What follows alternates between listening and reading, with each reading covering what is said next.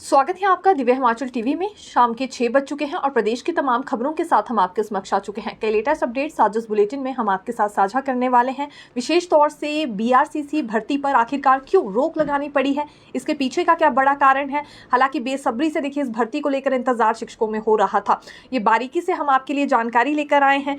TGT और JBT batch wise आधार की भर्ती में भी एक नई अड़चन आ गई है। फिलहाल किस तरह की प्रॉब्लम अब ये फेस करनी पड़ रही है, विभागों को कब तक भर्ती पूरी हो पाएगी, क्योंकि एक तरह से देखिए काउंसलिंग की प्रक्रिया तो पूरी हो गई है, लेकिन बड़ा सवाल ये है कि नियुक्तियां कब तक मिलेगी और नियुक्तियां देने पर ही ये एक बड़ी समस्या सामने आई है। जानकारी इस बारे में भी हम आपके लिए लेकर आए हैं।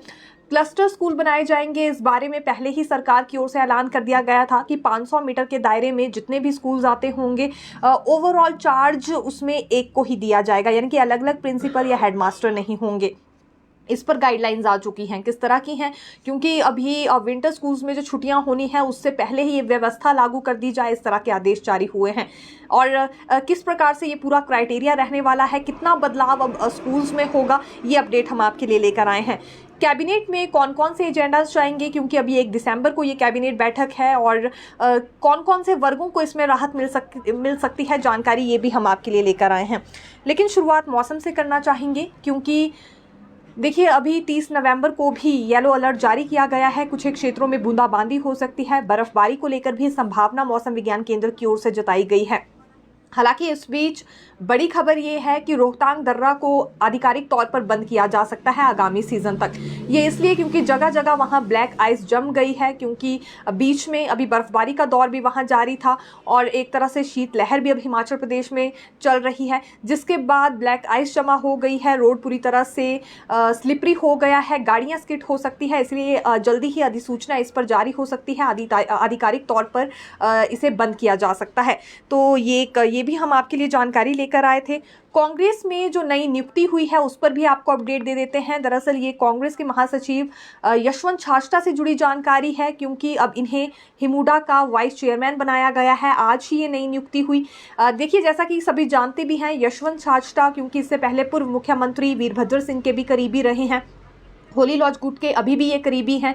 जो सांसद प्रतिभा सिंह है या लोक निर्माण मंत्री विक्रमादित्य सिंह है, उनके सिपाहा सालारों में एक तरह से ये शामिल है। और कांग्रेस संगठन की ओर से पिछले कई दिनों से ये दबाव बनाया जा रहा था कि ये नियुक्ति इन्हें दे दी जाए, तो इस पर फैसला आज हो चुका है और अगले कल ही इनकी ओर से एक प्रेस वार्ता भी बुलाई गई है। हालांकि देखिए जो ये मांग उठाई जा रही थी, प्रतिभा सिंह की ओर से सबसे ज़्यादा जोर दिया जा रहा था कि इन्हें ये इस पद पर तैनाती दे दी जाए। इसकी गूंज कहीं ना कहीं दिल्ली दरबार तक भी पहुंच गई थी। उसके बाद अब ये बड़ा फैसला ले लिया गया है और आज ये नियुक्ति हुई है।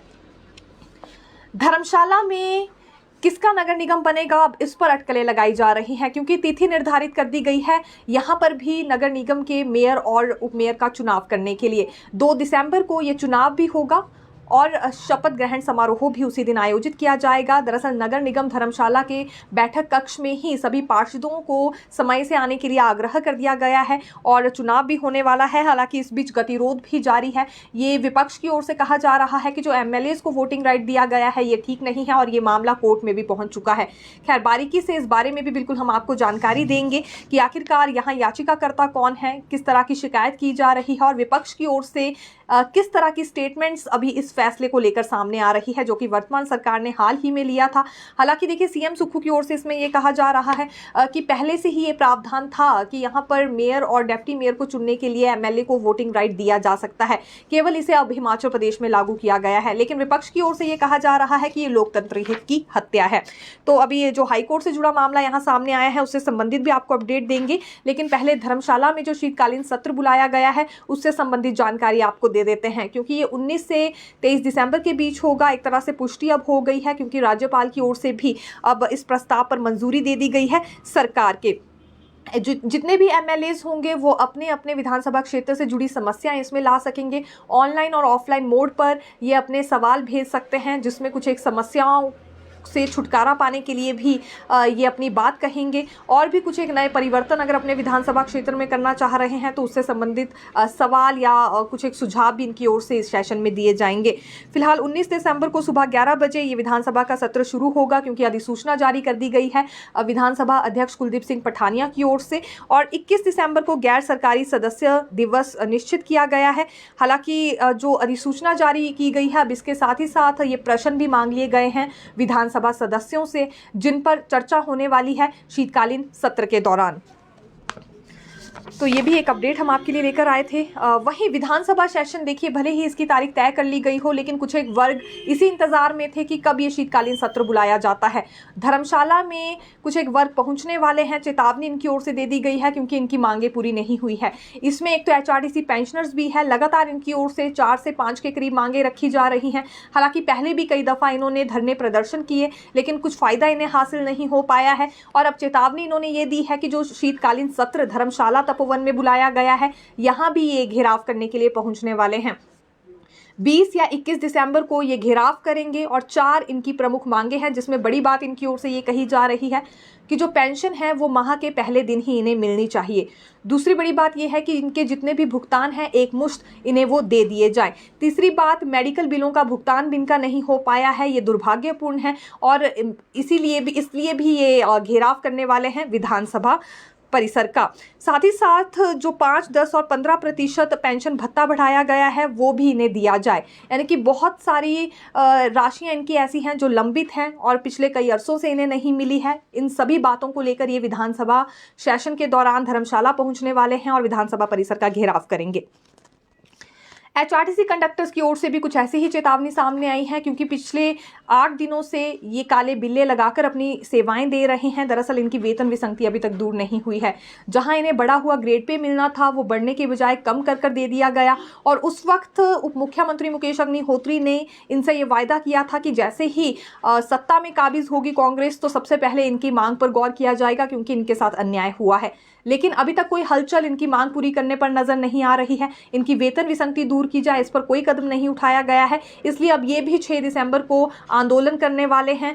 एक तरह से स्ट्राइक इनकी ओर से की जाएगी और उस दिन मुसीबत आन पड़ेगी आम लोगों पर भी क्योंकि देखिए जब HRTC कंडक्टर हड़ताल पर होंगे तो लाजमी सी बात है फिर HRTC बसेस भी नहीं चल पाएंगी। उससे पहले अगर सरकार इन्हें वार्ता के लिए बुला लेती है तो हो सकता है बात बदल जाए, लेकिन फिलहाल इनकी ओर से ये फाइनल कर दिया गया है कि 6 दिसंबर को ये हड़ताल पर जाने वाले हैं। प्रधानाचार्य प्रमोशन कोटे को लेकर भी राजकीय अध्यापक संघ की ओर से एक डिमांड रखी गई है। दरअसल इनका ये कहना है कि लगभग अभी 340 के करीब प्रिंसिपल के पद खाली चल रहे हैं और यहाँ 2 कैडर्स रहते हैं जिनसे प्रिंसिपल के लिए प्रमोशन की जाती है। इसमें एक प्रवक्ता है, दूसरे मुख्याध्यापक हैं। तो 50-50% कोटा दोनों को दिया गया है। केवल एक कैडर को ही लाभान्वित करने की कोशिश विभाग या सरकार की ओर से ना की जाए क्योंकि इससे गतिरोध बढ़ेगा। ये चेतावनी इन्होंने पहले ही दे दी है। और दूसरी बड़ी बात इनकी ओर से ये कही गई है कि 2017 से जो प्रधानाचार्य बने हैं उन्हें भी अब नियमितीकरण का तोहफा दे दिया जाए। ये बात काफ़ी ज़्यादा सोचने वाली है कि एक तरह से ये रेगुलर प्रवक्ता है या रेगुलर मुख्याध्यापक हैं लेकिन उसके बावजूद भी अनियमित तौर से इन्हें प्रधानाचार्य के पद पर तैनात किया जाता है। तो आने वाले समय के लिए ये व्यवस्था बदल दी जाए, ये मांग इन्होंने रखी है।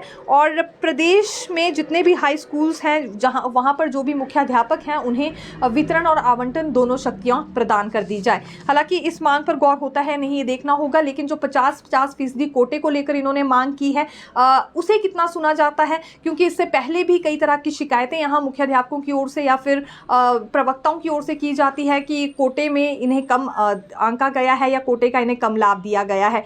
इसीलिए इस बार इन्होंने पहले ये स्पष्ट करना चाहा है कि 50-50% कोटा ही दोनों कैडर्स के लिए इस्तेमाल किया जाए प्रधानाचार्य प्रमोशन के लिए। जिला परिषद कैडर के कर्मचारी पिछले कल ही मंत्री अनिरुद्ध सिंह से मिले हैं और इन्हें आश्वासन ये दिया गया है कि दिसंबर के फर्स्ट वीक में ही इनके साथ बैठक की जाएगी। अब ये 1 या 2 दिसंबर कभी भी हो सकती है। हालांकि पहले ये 30 अक्टूबर को होने वाली थी लेकिन नहीं ये कर पाए क्योंकि मंत्री यहाँ नहीं थे, वो दिल्ली गए हुए थे, जिस वजह से इस बैठक को टालना पड़ा। उसके बाद से लगातार इनमें इंतजार बना हुआ था और अब इन्हें फाइनली ये कह दिया गया है कि 1 या 2 दिसंबर को इनके साथ बैठक होगी। उसमें इसमें अपनी मर्जर को लेकर भी ये मांग रखेंगे कि पंचायती राज विभाग में इन्हें मर्ज किया जाए, और दूसरी मांग ये है कि छठे वेतन आयोग का लाभ भी अब इन्हें दे दिया जाए। हालांकि अब ये लाभ इन्हें करंट डेट से मिलता है या बैक डेट से, क्योंकि इनका ये मानना है जब बाकी विभागों के कर्मचारियों को बैक डेट से लाभ मिला है, उन्हें एरियर मिल रहा है, तो इन्हें क्यों नहीं दिया जाएगा। ऐसे में अभी तक स्थिति स्पष्ट नहीं हो पाई है। विस्तार पूर्वक ढंग से इनकी बैठक होगी और उसमें क्या कुछ मंत्री की ओर से अब आश्वासन दिया जाता है या कितनी जल्दी इनकी मर्जर की मांग को सुना जाता है, उसी वक्त अब इन सभी सवालों के जवाब मिल पाएंगे जब ये बैठक होगी।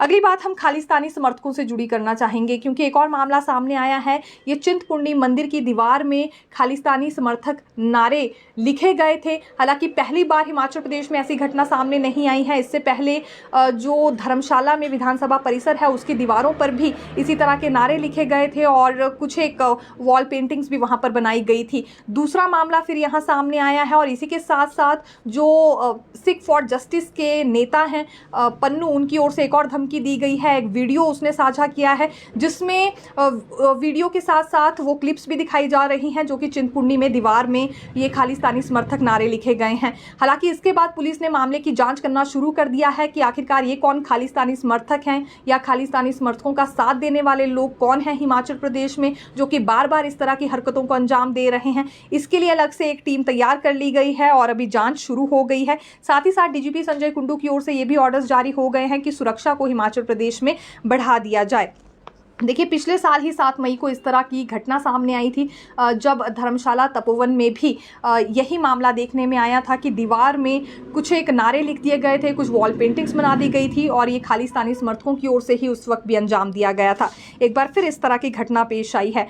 जो पन्नू की ओर से वीडियो जारी की गई है उसमें उसने कुछ एक क्लिप्स तो दिखाई है दीवारों की, लेकिन साथ ही साथ ये भी कहा है कि 1984 के सिख दंगों में कथित रूप से शामिल कांग्रेस नेताओं को नहीं बख्शा जाएगा। यानी कि सीधे तौर पर उसने धमकी दी है वर्तमान सरकार को।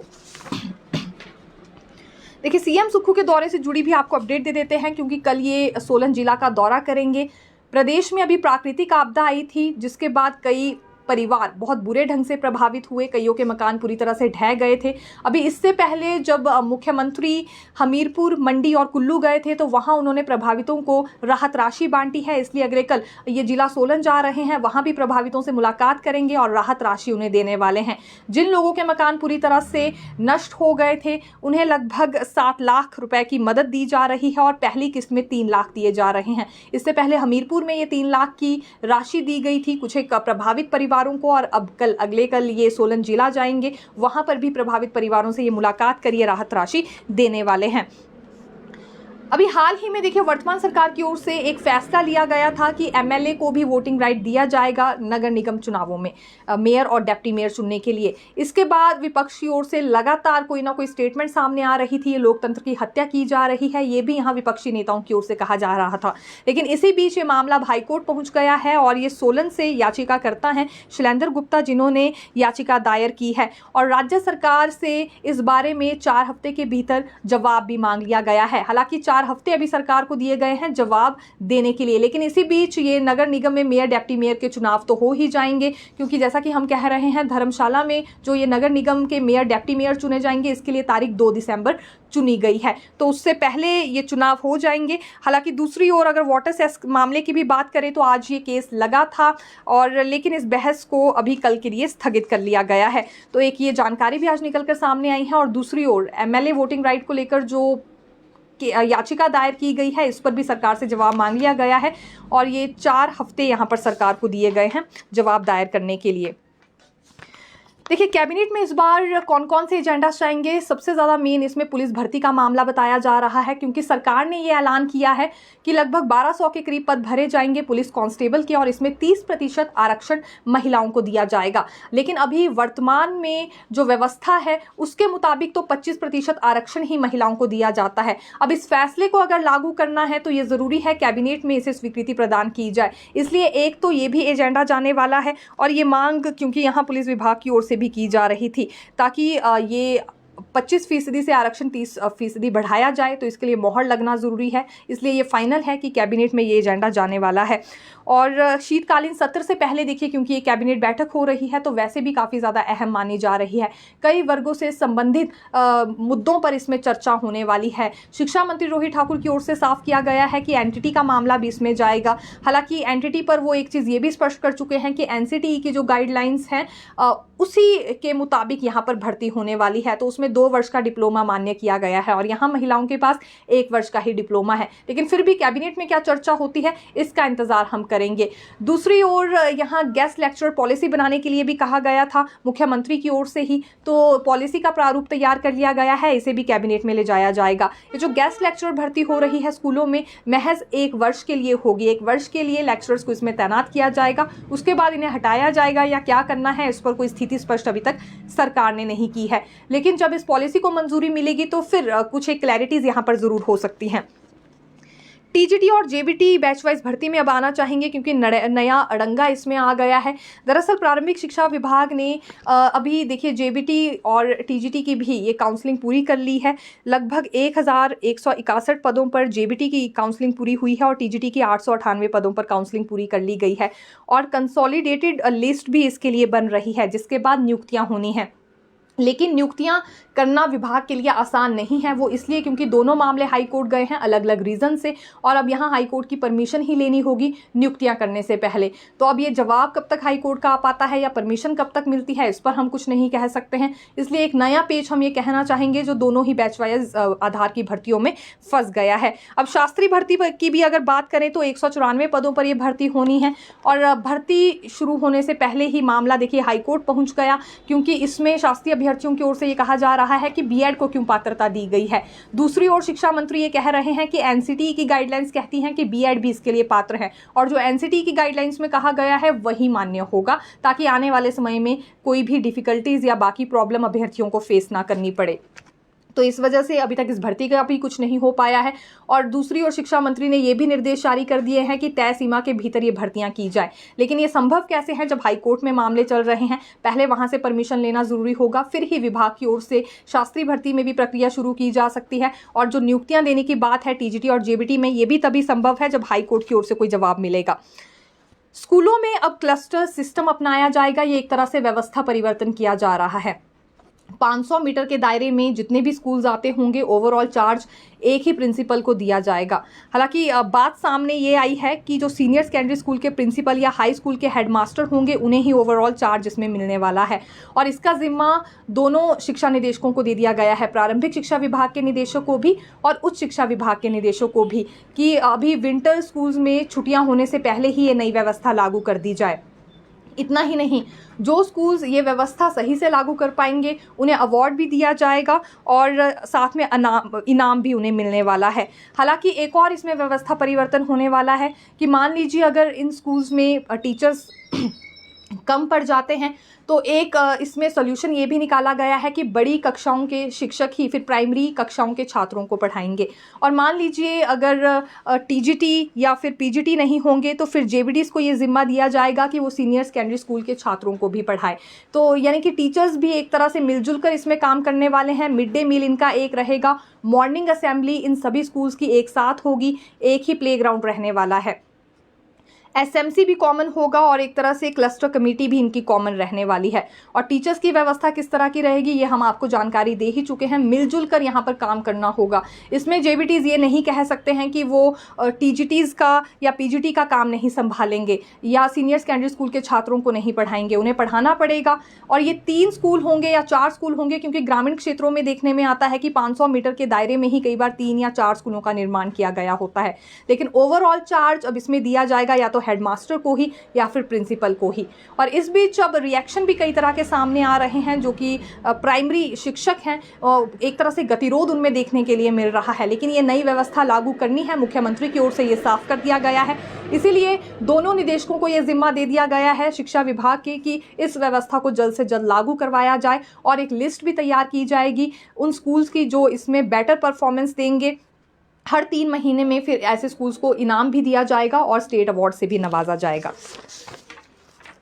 बीआरसीसी भर्ती पर देखिए रोक लग गई है और इसका कारण क्या है एक बारी हम आपको जानकारी दे देते हैं, जो कि कोर्ट से हमारे समक्ष आई है। याचिकाकर्ता मेवाराम शर्मा ने राज्य सरकार के इस फैसले को संविधान के अनुच्छेद 14 के विपरीत बताया था, जिसमें पहले बीआरसीसी रह चुके शिक्षकों को डिस्क्वालीफाई कर दिया गया था। हाईकोर्ट की खंडपीठ ने इस भर्ती की 18 अक्टूबर 2023 को जारी नोटिफिकेशन पर अंतिम रोक लगा दी है। अब इस मामले की सुनवाई 28 फरवरी 2024 को होगी, यानी कि तब तक अब इंतजार करना होगा। और बीआरसीसी के 280 पदों को भरने के लिए समग्र शिक्षा ने 3 दिसंबर को लिखित परीक्षा रखी थी, जो कि अब नहीं हो पाएगी क्योंकि एक तरह से इस पर रोक लग गई है और अब इंतजार 28 फरवरी 2024 तक करना होगा, क्योंकि ये देखिए इस मामले की अगली सुनवाई इसी तारीख को रखी गई है। एक और जानकारी हम आपको दे देते हैं, क्योंकि जो फ्री राशन को लेकर सुविधा शुरू की गई थी केंद्र सरकार की ओर से, ये आगे भी जारी रहेगी। देश के लगभग 81 करोड़ लोगों को डिपुओं में अगले 5 वर्षों तक निःशुल्क अनाज मिलता रहेगा और केंद्रीय कैबिनेट की ओर से ये फैसला ले लिया गया है। इस योजना को स्वीकृति दी गई है ताकि आगे भी इस योजना को जारी रखा जा सके, यानी कि एक्सटेंशन एक तरह से इस योजना को दिया गया है अगले 5 सालों तक। तो फिलहाल के लिए यही जानकारी, फिर मिलेंगे नई खबर के साथ। देखते रहिए दिव्य हिमाचल टीवी। धन्यवाद।